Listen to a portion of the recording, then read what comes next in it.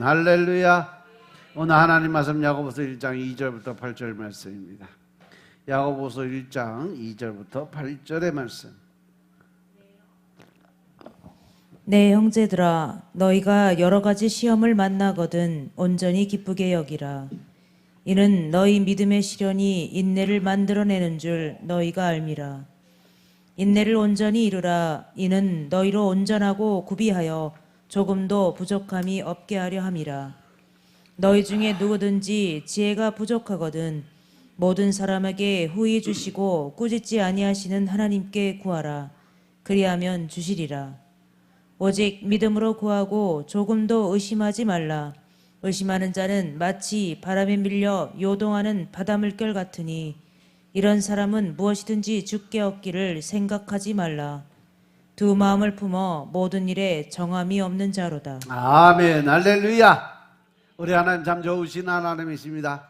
이 시간 하나님의 은혜와 평강이 여러분들 가정과 직장과 사업장 그리고 여러분들 자녀들까지 하나님의 은혜가 흐르고 넘치도록 채워지길 주의 이름으로 축원합니다.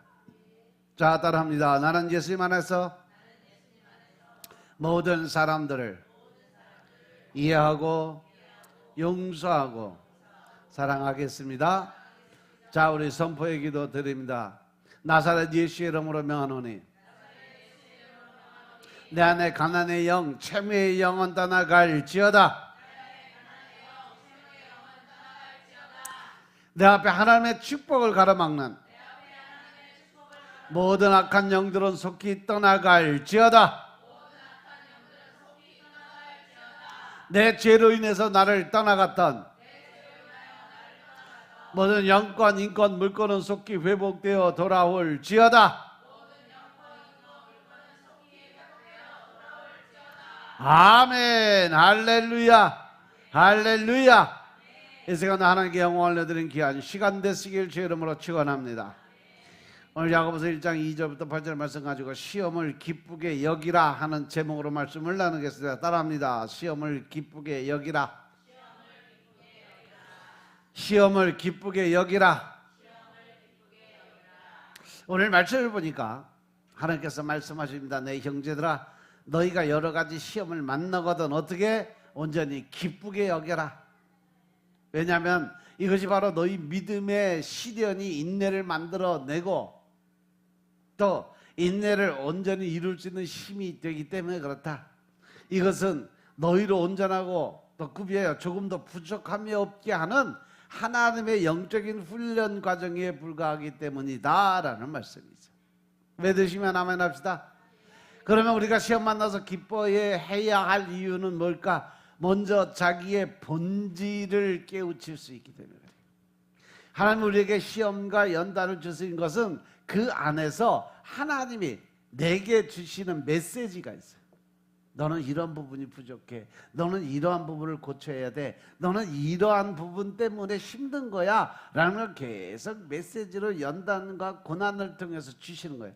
근데 사람들은 어떻게 생각해요? 아, 내게 어떠한 일이 생기고 힘든 일이 생기면 아, 내가 하나님 앞에 어떻게 살고 있구나. 아, 내가 하나님 앞에 뭐가 잘못됐는지 아니면 뭐 때문에 하나님이 나에게 이러한 일을 행하게 하시는지 한번 돌아봐야 되는데 그런데 뭐라고 생각해? 아이, 재수가 없어서. 그리고 아니면 운이 안 좋아서. 이러한 생각을 가지고 있으니까 하나님과 관계적인 영적인 회복이 전혀 이루어질 수가 없어요. 왜? 내가 육적으로 생각을 하니까 영적인 하나님이 내 안에 계실 수가 없다는 사실 명심하시기 바랍니다. 그러면 어려움이 언제 닥쳐오냐? 우리가 살아가는 현실에서 어려움이 닥쳐와요. 지금 여러분들도 여러 가지 어려움들을 겪고 계신 분들이 꽤 많이 있어요. 그죠? 따라서 그런 어려운 현실을 당하든지 온전히 어떠한 일을 당하든지 어떠한 그 자리에 서 있든지 하나님의 뜻이 그 안에 있다는 것을 깨닫고 알게 되면 그 자체를 즐기라는 거예요. 기쁘고 즐겁게 여기라는 거예요. 즉 내 안에 있는 감사의 마음, 하나님께 올려드릴 수 있는 그 감사의 마음을 마귀 사단한테 뺏기지 말라는 것, 그러한 의미가 있음을 깨달으시기 바랍니다. 왜냐하면 우리에게 오는 모든 어려운 시험을 기쁘게 여길 이유는 어려운 현실에서 오는 그것이 하나님이 우리를 떠보시려고, 시험하시려고, 테스트 하시려고, 내가 나를 온전히 믿나 안 믿나 하는 것을 하나님께서 시험하는 거예요. 그리고 또 자기가 자기를 시험해 볼 수 있는 그런 기회가 된다는 사실 명심하시기 바랍니다. 이 시험과 연단을 통해서 하나님이 내 믿음이 얼마나 큰가를 하나님이 보시는 그런 부분도 있지만, 그 시험과 연단을 통해서 내가 얼마나 상처를 받고 얼마나 그 마음에 하나님을 향한 열정을 가지고 있고 세상에 어떠한 욕심을 가지고 있고 이런 것을 적나라하게 자기가 자기를 볼 수 있는 기회가 된다는 사실이죠. 그래서 사람들이요, 힘들고 어려운 가정에서 부족하고 또 나약한 자의 모습 속에서는 다 하나님 앞에 나가서 엎드려요. 하나님, 제가 이렇게 부족해요. 제가 이만큼 낮아지고 또 이만큼 섬기며 살아가고 있어요. 하나님, 이 모든 문제 해결하시고 주님 제게 어떤 복을 주시라고 간절한 마음으로 가서 엎드리는 그러한 훈련이 되어 있어요. 그런데 자기가 어느 정도 먹을만 하고 또 어떤 명예가 있고 권세가 있고 물질이 내 손에 들어와 있으면 그때부터 무슨 생각? 바로 딴 생각을 바로 해요. 그리고 하나님을 자꾸 떠나려는 생각을 해요. 하나님과 가까이 오려고 생각 안 하고 하나님을 자꾸 멀어져요. 세상을 향해서 달려가고 또 환경 조건을 따라 달려가고, 특히 마귀 사단이 꾸시는 건요, 친구들을 통해서 가장 가까운 사람들을 통해서 자꾸 하나님과 멀어지게 만들어놔요. 이것을 통해서 우리는 절대적인 결단이 필요하다는 사실 명심하시기 바랍니다. 우리가 하나님이 나를 위해서 준비한 그러한 사람으로 만들기 위해서 하나님이 만들어준 기회가 있어요. 그리고 또 하나는 그 어려운 현실 속에서 내가 온전하게 준비된 사람이 되어 조금도 모든 면에서 부족함이 없는 그러한 사람이 되는 그 목적을 위해서 하나님께서 그렇게 우리에게 기회를 만들어 주신다는 사실, 그러기 위해서 우리가 훈련을 받아야 된다는 사실 명심하시기 바랍니다. 따라서 우리는 하나님의 주신 기회를 통해서 우리는 기뻐할 수 있는 마음을 가져야 된다는 거죠. 그리고 자신은 감당 못하지만 중보자 대신 예수님이 도와주시기 때문에 기뻐해야 된다는 것입니다. 내가 알 수 없는 그 일들을 하나님께서 대신 해결해 주시니 얼마나 감사하고 기쁜 일이에요. 그럼에도 불구하고 우리는 늘 하나님이 주신 것에 대고 내가 받은 것에 대한 감사는 잊어버리고 늘 못 받은 것, 또 이루어지지 못한 것, 그런 것 때문에 늘 불평과 원망을 갖고 살아가고 있어요. 또한 우리가 그 어려움을 당했으니까 우리 힘으로는 능히 그 어려움을 이겨낼 수 없지만 우리가 믿음 안에서 노력하는 삶을 살아가면 그 어떤 어려움이라도 주님이 다 해결해 주신다고 약속해 주셨다는 거 명심하시기 바랍니다. 내가 내려놓음을 통해서 하나님 앞에 설 때 하나님은 나를 위한 일을 시작을 하신다는 거예요. 믿습니까? 우리가 오전에도 말씀드린 것처럼 이 과부의 순종과 복종, 절대적 순종과 복종이 그가 가지고 있는 모든 문제를 해결하고 먹고 살 수 있는 그런 물질의 축복까지 받는 역사가 일어나게 됨을 믿으시기 바랍니다. 따라서 능치 못하심이 없으신 하나님께서 우리에게 이제까지 닥쳐보지 못한 그런 고난을 나로서 도저히 해결할 수 없는 그런 아주 큰 어려움을 잘 해결해 주셔서 도리어 자기에게 유익이 되게 만들어 주시는 하나님이심을 믿으시기 바랍니다. 또 나에게서 세상에서 그리고 또 하나님에 대해서 예전에 모르던 그 모든 부분들을 또 새롭게 더 확실하게 알게 되었으니까 그로 말미암아서 내가 참 온전하고 준비된 사람으로 변화되기 위해서는 우리 앞에 놓여 있는 어떤 어려운 현실이든지 모든 어려운 문제들 내가 온전히 기쁘게 여기라고 말씀하시는 거예요. 우리에게 다가오는 어떤 현실과 고난과 고통의 그 시간을 하나님의 주실 수 있는 그 뒤에 오는 축복의 문을 바라보면서 우리는 그 모든 문제를 해결하는데 어떻게 기쁘고 즐거운 마음으로 해결할 수 있는 그러한 마음가짐이 필요하다라고 말씀하고 계심을 깨달으시기 바랍니다. 그 두 번째, 우리가 어려운 현실에서 할 일이 두 가지가 있는데, 하나는 하나님이 만들어 주셨으니까 온전히 기뻐하고 인내하는 마음을 하나님께 드려야 된다는 거예요. 그 현실을 기쁘게 여기는 것은 세 가지가 있어요. 하나는 그 현실에 대한 어려움을 통해서 또 자신이 믿음 안에서 바로 서기만 하면 하나님도 이전보다 더 알게 되고, 더 나아가서 내 자신도 더 알게 되고, 나 이외에 세상에 있는 모든 사람들도 더 정확하게 알기 때문에 그 지식상 유익이 되니까 기뻐해야 된다는 거예요. 하나님을 알게 되는 그 진리의 말씀 안에서 우리가 변화가 되면 지금까지 모르던 것을 알게 하고 기억나지 않는 것 기억나게 하시는 성령님이 내 안에 들어오게 되는 거예요. 그것을 통해서 우리는 세상에 지금까지 몰랐던 것을 알고 깨우치게 되니까 그것으로 인해서 우리는 늘 기쁘고 감사한 마음을 드려야 된다는 사실 명심하시기 바랍니다. 그리고 또 하나는 뭐냐, 그 어려움으로 말미암아서 자기가 온전하게 준비돼서 부족함이 없는 하나님에 대해서나 모든 사람들에게 대해서나 만물에 대해서나 사물에 대해서 그 어려움을 당하기 전보다 그 후에는 나 자신이 더 훨씬 더 강해졌고 준비된 사람이 되게 되고 모든 부족한 것이 많이 없어져서 내 마음속에 족하도록 자신이 강함을 나타내는 것을 말미암아 기뻐해야 된다.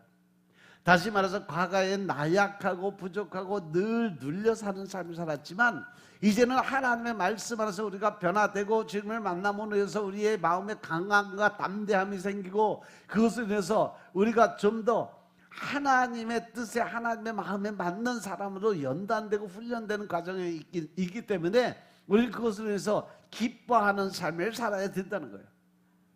그리고 우리를 사랑하시는 중보자 되신 예수님의 도우심을 입어서 나 스스로 혼자서는 해결 못할 그 모든 일, 이런 일들이 해결되니까 하나님의 은혜를 더 입게 되고, 그래서 기쁘고 자기가 더 온전해지니까 기쁘고, 더 나가서 모든 면에서 더 유익하게 되어지니까 기뻐하라고 말씀하시는 거예요. 그러니까 우리 마음속에 하나님에 대한 열정의 그 마음을 하나님께 올려드릴 때 그 기쁨에 감사함에 기도를 드릴 수 있어야 된다라고 말씀하시는 거예요. 그래서 우리는 그렇게 어려움을 당하는 가운데서도 차차 견딜 수 있는 힘이 생기니까 점점점 더 성장하는 강하고 담대한 하나님의 군사로 변화될 수 있다는 사실 명심하시기 바랍니다.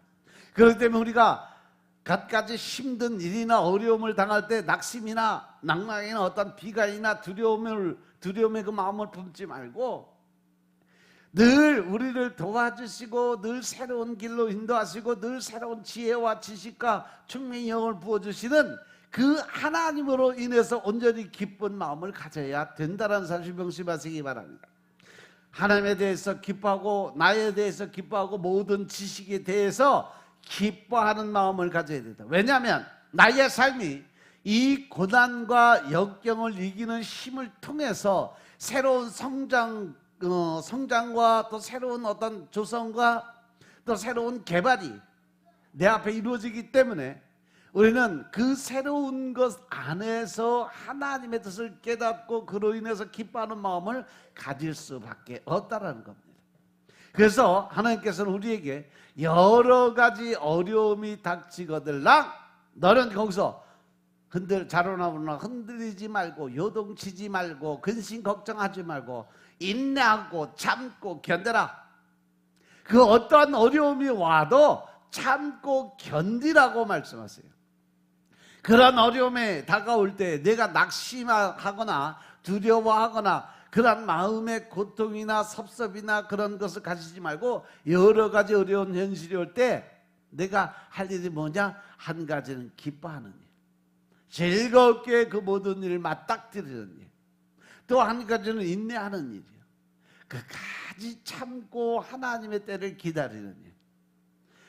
바로 그 두 가지 일이 네가 나에 대해서 할 일이라는 거예요. 그래서 여러 시험을 만나거든, 여러 가지 어려운 현실을 만나거든, 내가 할 일은 그 현실이 내게 온 목적이 무엇인가를 먼저 생각해보고 깨달으라는 거예요. 그 현실로 말미암아 크게 유익이 되는 그러한 큰 유익이 있을 것을 믿고 기뻐하고 감사드리고 인내하라는 거예요. 언제까지? 하나님의 때가 임할 때까지. 믿으시면 하면 합시다. 우리의 생활은 내 생각대로 사는 것이 우리 생활이고 진리대로 사는 게 우리 생활이에요. 다시 말하면 믿음을 지키는 것이 우리의 생활인 것임을 믿으시기 바랍니다. 하나님의 뜻대로 사는 것이 우리의 믿음의 생활인 것임을 믿으시기 바랍니다. 그렇기 때문에 인내라고 하는 그 말씀은 내가 하나님의 뜻대로 사는 믿음을 지키는 일에서 하나님의 뜻대로 사는 삶이 요동치지 아니하고 자로나오로나 치우치지 말고 곧장 앞을 향해서 십자가만 바라보고 나아가라는 거예요. 사람들 소리 듣고 환경 조건 따져가면서 내가 지금 처한 위치를 생각하면서 하나님의 말씀을 묵상하면 절대로 한 길로 갈 수가 없어. 자꾸 기울어져.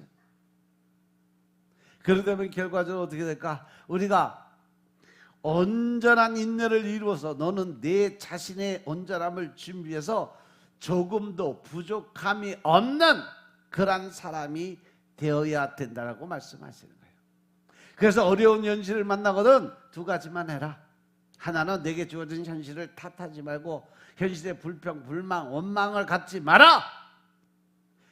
내게 닥쳐진 그 현실이라는 것이 내가 현실을 만들고 누가 현실을 만들고 어떤 사람이 현실을 만든다 할지라도 그 사람이나 그 물건이나 그 모든 나라나 사회나 모든 것은 다 너를 구원하실 하나님이 내 현실을 만드신 이는 그 하나님이시라는 거예요. 우연히 일어나는 일은 전혀 하나도 없다라는 거예요. 내 삶의 모든 것을 주관하시고 끌어가시고 그 모든 사건을 만들고 이루어 가시는 분이 바로 하나님의 계획 안에서 내가 쓰임받고 있다는 사실을 명심하라는 겁니다. 믿으시면 하면 합시다. 따라서 내가 살 수 있는 곳이 바로 마지막 어디요? 에덴 동산이라는 거죠. 믿으시면 하면 합시다.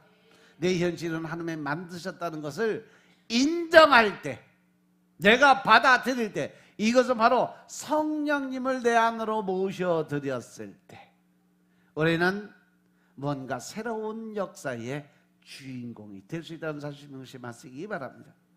내 머리로는 이해가 안 되든 안 되든 하나님은 그냥 기쁘게 여기라고 말씀하셨으면 그냥 기쁘게 여기고 살라는 거예요. 그럼 더 이상 다른 것은 아무것도 필요가 없다는 거예요.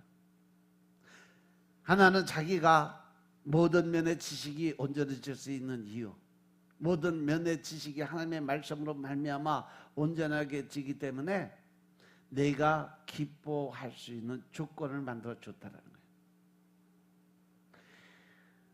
내가 모든 면의 온전한 지식을 가질 수 있는 이유는 바로 하나님이 나에게 뭘 주셨기 때문에 하나님의 지혜와 지식과 총명의 영으로 바꿔줬기 때문에 세상의 지식과 지혜와 총명의 영이 하나님의 영으로 바뀌기 때문에 내가 온전하게 하나님을 볼 수 있는 눈이 열리고 온전하게 하나님의 뜻에 순종할 수 있는 믿음이 생기고 그것을 통해서 하나님은 나를 통해서 일하시는 계기가 될 수 있다.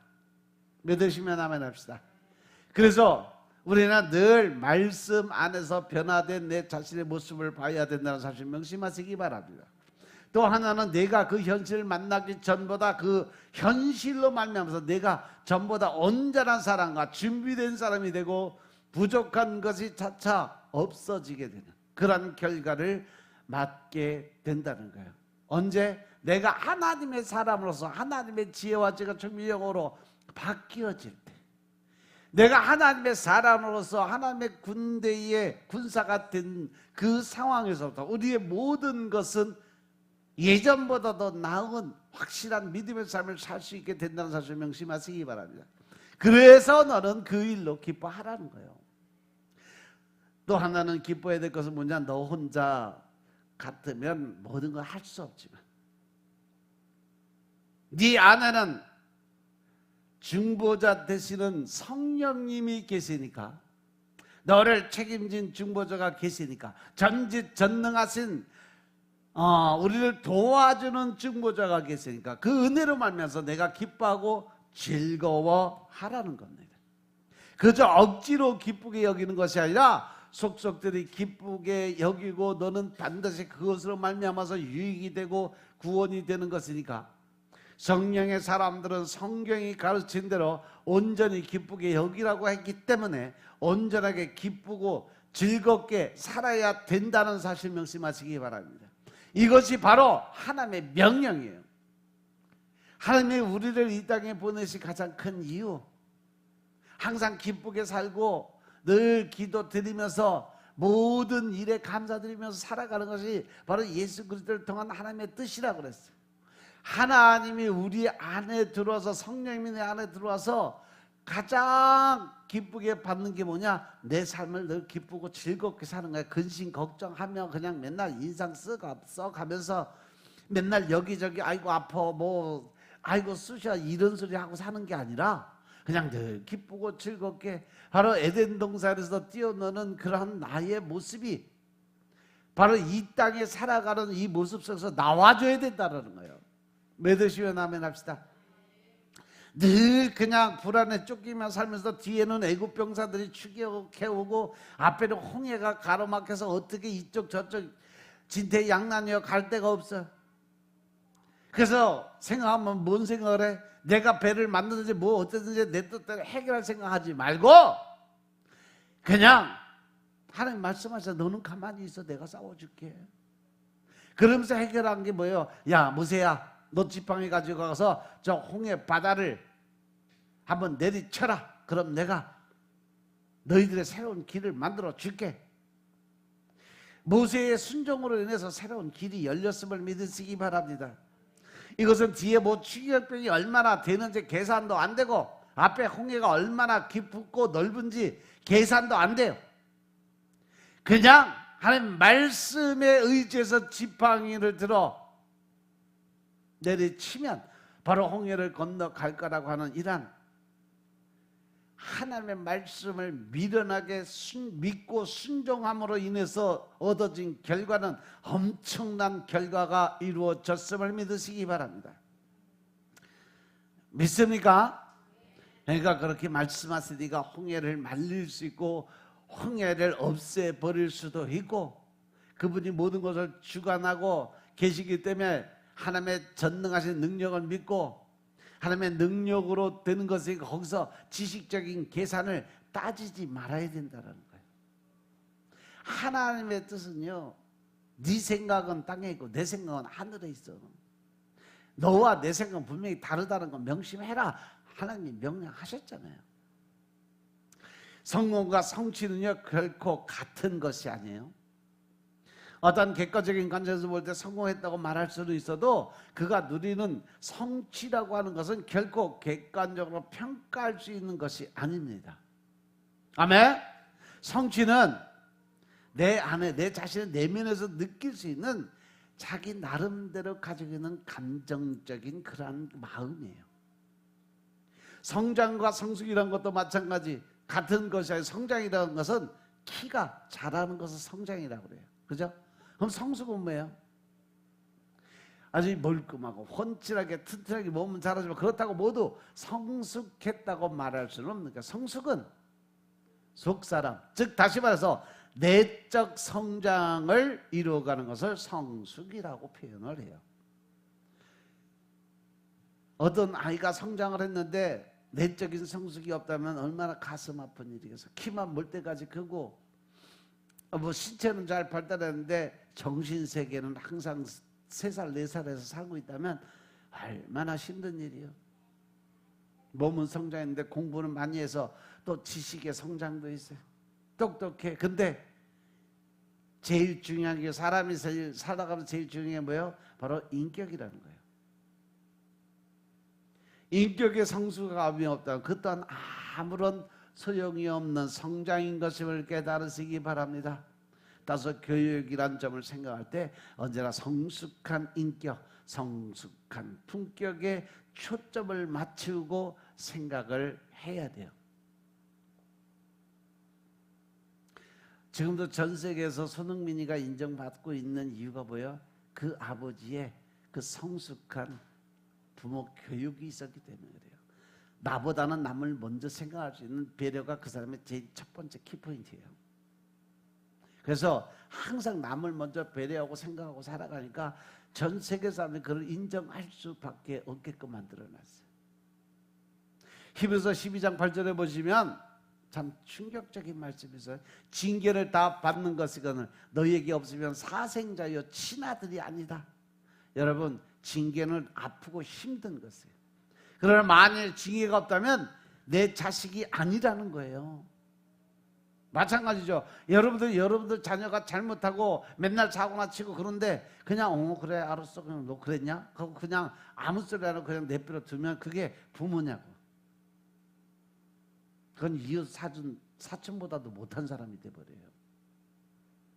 그래서 내가 사랑하고 내가 기대를 걸고 있는 내 자식에는 반드시 잘잘못을 가리고 올바른 길로 갈 수 있도록 선도를 해주는 것이 부모의 입장이다.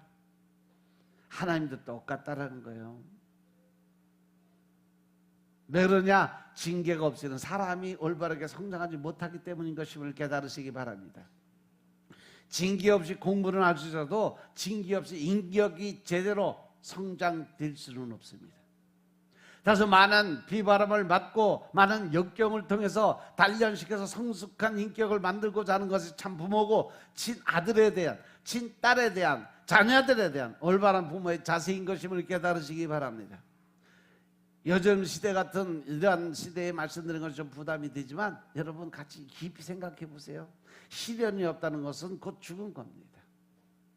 시련이 없다면 포기할 거예요. 가능성이 있기 때문에 권면하고 징계하고 책망을 하지만 더 이상 가능성이 없다고 생각하면 어떻게 해요? 에이 될 대로 되라. 포기해버려요. 그 다음부터는 그가 무슨 하든 일에 상관을 하지 않아요. 그것이 바로 버려진 인간이고 포기된 인간이 된다는 사실 명심하시기 바랍니다. 따라서 시련과 징계가 있다는 것은 아직까지 내가 소망이 있고 아직까지도 내가 관심을 받고 있는 사람이라는 증거인 것임을 깨달으시기 바랍니다. 죽은 사람에게 매질하는 사람은 없어요. 포기한 사람을 향해서 징계를 운운하는 사람, 그런 사람도 없어요. 대개 시험이나 시련을 만나게 되면 우리는 몇 가지 반응을 보여요. 하나는 회피하는 영. 어떻게 하든지 그 자리를 피해서 순간적인 위기만 모면하려고 그래요. 이것은 올바른 태도가 아닙니다. 시험은 어차피 인생에서 피할 수 없는 필연입니다. 피하는 것이 능사가 될 수는 없어요. 두 번째는 원망하는 태도예요. 그것은 늘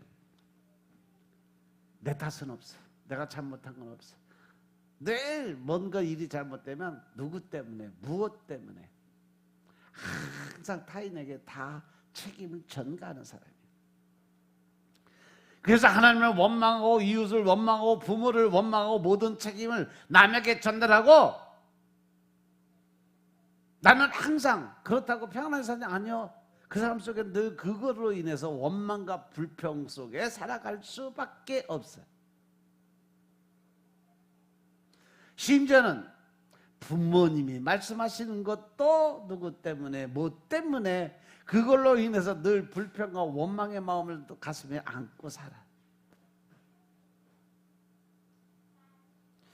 이러한 사람은 하루도 편할 날이라 자기가 자기를 달달달달달 볶는 사람. 두 번째 그리고 뭐냐? 비관형인 사람이 있어요. 모든 경우에 한계에 도달했다고 생각하고 미리 절망하고 포기하는 사람. 어떠한 일에 대해서 자기가 도전도 안 해봐. 자기 생각으로 이거 나 도저히 못하는 일인데 난 도저히 이거 안 돼. 그래서 아예 시작도 안 하고 포기해버리는 거죠. 이게 비관형이에요. 비관형 사람이 있는가 하면 낙관형인 사람도 있어요. 이런 유형의 사람들은 소망 가운데서 문제를 다시 생각하죠. 그 안에서 희망을 찾아냅니다. 신앙인, 믿음을 가진 사람들은 바로 이런 사람이 되어야 된다는 거죠. 모든 시험과 모든 시련을 풀 수 있는 열쇠는 바로 소망이 문제예요. 내 안에 소망, 즉 희망이 있느냐, 바라봄의 법칙을 이길 수 있는 그 힘이 있느냐, 미래에 대한 확실한 소망이 있느냐 하는 것이 중요한 거죠. 소망에 대한 확실한 약속이 있으면 오늘 당하는 시련은 결코 내 앞에 인생에서 아무런 문제가 될 수 없어요. 왜? 이것을 넘고 나면 더 큰 하나님의 축복이 있다는 사실을 확실히 이게 믿음으로 우리가 가지고 있으니까. 따라서 오늘 내게 다가오는 시련이 어떤 것이든지 이것을 통해서 얻어지는 유익이 무엇인가를 생각해 보시기 바랍니다. 이것을 통해서 하나님이 무엇을 내게 주시려고 하는지 깊은 관심을 갖고 하나 앞에 간절한 기도를 드리시기 바랍니다. 그러므로 하나님의 약속에 대한 분명한 소망을 갖고 있는 사람은 내게 어떠한 환난이 오고 풍파가 다가오고 어려움이 닥쳐온다 할지라도 그 모든 것이 내 안에서 결코 시험의 문제가 될 수 없다는 거예요. 늘 그것은 그 다음에 오는 축복의 통로가 열리게 된다는 사실을 명심하시기 바랍니다. 이 시대에 살아가는 현대인의 삶의 구조를 보면 현대인은 한마디로 여유가 없는 삶을 살고 있어요. 그런데 진짜로 현대인은 여유가 없느냐? 아니라는 거죠. 실제로는 삶의 여유가 너무 넉넉해요. 그런데 자기 스스로 여유 없는 존재로 자기 자신을 가두고 속박해 가니까 그래요. 이루어지지도 않은 일 이루어진 것처럼 근심하고 걱정하고 앞으로 되어지지도 않을 그 일이 되어진 것처럼 근심하고 걱정하고 안달복달하고 이렇게 살다 보니까 늘 바쁘게 살아가는 거예요.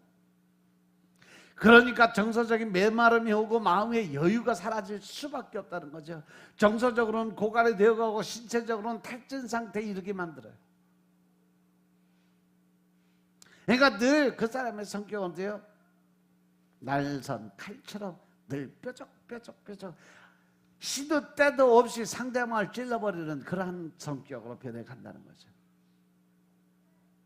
그렇게 살다 보니까 특별한 문제가 없는데도 불구하고 얼굴은 항상 피곤해 보이고 활기가 없어져. 얼굴에 생기가 없어진다 그러죠. 그래서 건강에 대한 관심은 높아가는데 오히려 건강지수가 점점 떨어져. 그리고 무언가에 항상 쫓기는 듯이 불안해. 속박하지 않아도 내 안에 내가 나를 속박하니까 나는 늘 자유함이 없어. 늘 묶여 살아가. 늘 눌려 살아가. 돈은 왜 자꾸 쪼들리는지 사실 지금 하고 있는 염려는 실제로는 내가 해결할 문제가 아니라는 거죠. 그럼에도 불구하고 지금 밥을 굶는 것도 아니고 옷을 벗고 사는 것도 아닌데 왜 그렇게 돈 하면서 돈에 쪼들려서 살아가는지.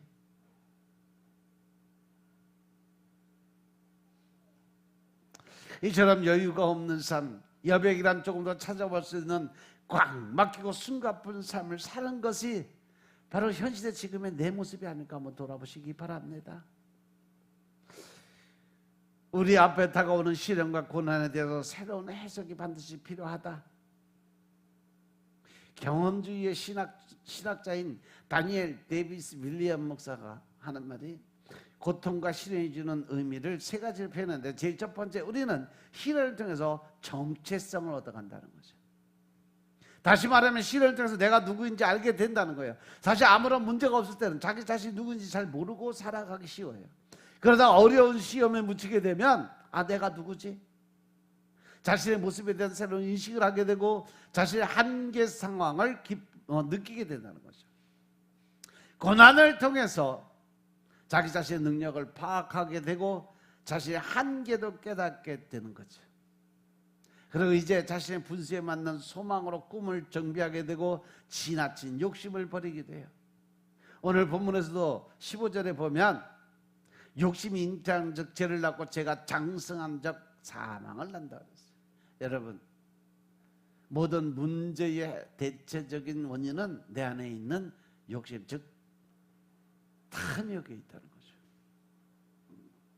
어떤 작가가 이제는 차분히 앉아서 자기의 묘비명을 써라. 그리고 남은 시간을 살아라. 다시 말해서 매일 하루하루가 그날의 마지막, 인생의 마지막 날처럼 살라는 거죠. 그것이 바로 후회 없는 인생을 살아가는 가장 척도예요. 여러분들은 마지막에 묘비명에 뭐라고 쓸 수 있을까? 나는 뭐라고 쓴다고 이야기를 할까? 마르틴 루터 킹 목사가 돌아가기 직전에 자기 죽음에 대해서 미리 얘기했는데 뭐라고 얘기하냐면, 내가 죽거든 나는 이런 말을 듣고 싶다. 그 모든 사람을 사랑한 사람이었다라고 써달라고 유언을 했어요. 그는 모든 사람을 사랑한 사람이었다. 그것을 인정받을 수 있는 삶을 살기를 원한다는 거죠. 우리는 자신의 실체를 분명히 알아야 돼요. 나는 누구고 무엇을 할 수 있고 무엇을 할 수 없는지, 또한 내가 꿈꾸고 이루어야 될 소망이 무엇인지를 분명히 알고 살아야 된다는 사실 명심하시기 바랍니다. 그래서 훗날 하나님이 나를 부르시면 나는 어떤 것들을 세상에 남겨두고 갈 것인지 분명히 알아야 돼. 중요한 것은 하늘나라에 우리가 갈 때 이 땅에서 가져갈 것은 아무것도 없다는 거죠. 믿으시면 아멘 합시다. 그런데 왜 이 땅의 그 모든 것에 그렇게 욕심을 내고 탐욕을 갖는지 모르겠어요. 시련은 이제는 우리의 모습을 바로 깨닫게 해주고 미래를 바르게 진단해주는 유익한 것임을 깨달으시기 바랍니다. 두 번째, 시련은 우리에게 소통을 가능하게 해준다 그랬어요. 되게 문제가 많을 때는 모두가 교만할 때예요. 그래서 소통이 없어요. 아내와도 말이 없고 친구와도 말이 없고 자녀와도 대화가 없어요. 자신의 생각이 최고라고 생각하고 다른 사람들의 의견은 무시하기 일쑤입니다. 이때가 바로 시련이 찾아오기 가장 좋은 적기야. 이것이 바로 어려운 시련을 당하게 되는 이유인 것임을 깨달으시기 바랍니다. 따라서 시련을 극복하기 위해서 먼저 나는 내 마음의 문을 열 수 있어야 된다. 그래서 자기 자신과도 대화를 해야 되고 이웃과도 대화를 열어야 돼. 무엇보다도 하나님에 대한 대화를 열어야 된다는 사실 명심하시기 바랍니다. 시련을 극복하고자 하면 자신을 낮추고 겸손한 마음으로 마음을 열고 소통을 해야 돼. 그렇게 되면 스스로 자신을 치유하고 일으켜 세울 수 있는 성령 하나님의 치유의 능력이 임하게 된다는 사실이죠. 자생 능력이 생기나 자연 치유의 능력이 생기다는 거예요. 이렇게 해서 생겨난 능력이 바로 진짜 능력입니다. 비바람에 시달리면서 성장한 참나무가 도끼 잔루가 될 수 있는 것처럼, 또 가장 악조건에서 가장 힘들게 성장한 나무가 뭘 만들어? 가장 훌륭한 악기를 만들 수 있어요. 일반적으로 편안하고 또 온전하게 이 포 안에서 성장한 나무들은요 결코 좋은 악기를 만들 수가 없어요.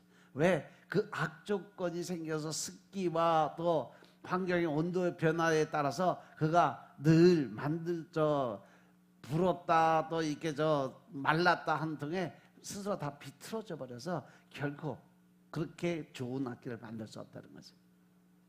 그래서 악기가 가장 좋게 되는 나무는 가장 어려운 악조건 사막에서 그 자라고 그 모든 풍파를 견뎌내는 시딘나무 같은 그런 나무들이 제대로 성장하면 그게 가장 좋은 악기를 만들 수 있는 재료가 될 수 있다는 거죠. 그만큼 고난과 연단의 시간을 거쳐 나가면 그들이 올바른 하나님의 사랑으로 변할 수 있는 조건이라는 거예요. 따라서 오늘 하나님 말씀하신 것처럼 우리는 다가오는 시련을 그렇게 나쁘게만 생각하는 것이 아니다. 믿으시면 아멘 합시다. 믿음은 어떠한 시련과 고난을 겪을지라도 꼭 얻고 거두어야 하는 가장 귀한 거예요. 건강을 잃고 재물을 잃을지라도 믿음을 얻을 수만 있다면 하나님을 믿는 성도는 과감하게 믿음을 위해서 모든 것 다 포기할 수 있는 삶을 살아야 된다. 그리고 시련은 인내를 이룬다 그랬어요. 시련을 통해서 끈기 있는 사람이 된다는 거예요. 현대인의 약점 가운데 하나가 뭐냐? 참고 견디는 걸 못해. 시련이 없이는 인내를 만들어낼 수 없다는 사실 명심하시기 바랍니다. 실패가 없이는 성공을 할 수가 없다는 사실 명심하시기 바랍니다. 사람들은 대개 실패할 것은 생각하지도 않고 성공하는 것만 생각하니까 힘들고 어려운 데 도전을 못하는 거예요. 하지만 분명한 것은 많은 시련이 없이 훌륭한 인격도, 훌륭한 믿음도, 훌륭한 성공도 이룰 수가 없다는 사실 명심하시기 바랍니다. 오늘 말씀은 우리에게 온전하게 기쁘게 여기라, 구비하여 조금도 부정함이 없게 하라, 이렇게 권고를 하는 거예요. 구비한다는 말은 완전하게 무장시킬 수 있는 마음, 어떠한 시련에도 대처할 수 있게 된다는 그런 말씀이에요. 시련을 통해서 능력 있는 사람이 될 수 있다는 사실 명심하시기 바랍니다. 따라서 지금 여러분들이 시험을 당하고 있다고 생각하면 오히려 그것을 기쁨으로 받아들이세요. 하나님께 감사의 제목을 쓰세요. 반드시 그 시험을 극복하고 축복의 사람으로 변화될 수 있다는 사실 명심하시고 하나님의 뜻대로 살아가는 여러분들의 삶이 되시길 주 이름으로 축원합니다. 기도드리겠습니다. 아버지 하나님 감사드립니다.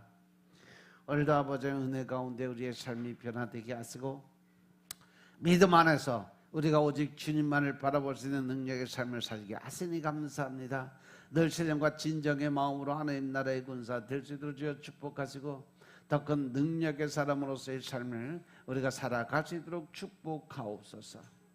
오직 하나님의 의만이 드러날 수 있도록 주님이 역사하여 주옵소서. 모든 말씀 우리 주 예수 그리스도의 이름으로 감사드리며 기도드려 싸움나이다. 아멘.